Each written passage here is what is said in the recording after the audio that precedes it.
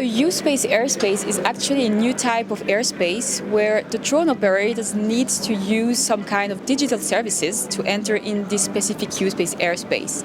So one of these, for example, kind of U-Space services will be that the drone operator will receive traffic information for the manned aircraft. So they will know their position, where they're going, and this will enable safe and efficient and fair access to the airspace for drone users.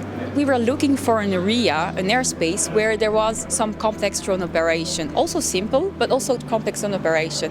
And we know that in the Zurich airspace there are, for example, a delivery of blood sample in the Zurich area. Also, Zurich has a big airspace, a big airport, and to integrate those drone operations into the airspace, we wanted to have a U-Space airspace. So drone operator and manned aircraft operator can coexist together. The U-Space airspace will create a whole new ecosystem with a whole new market, and it will foster not only drone operation, but also it will give the chance for example, to new technology or to new organization to come into the market and to sell their service or product. For example, data provider, service provider, or technology provider.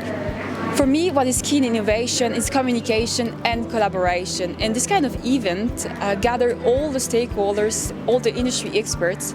And for us as a legislator, what is also important is to exchange with these stakeholders to know what is coming next and on what we need to work on. And this is why we're really thankful to have this kind of event.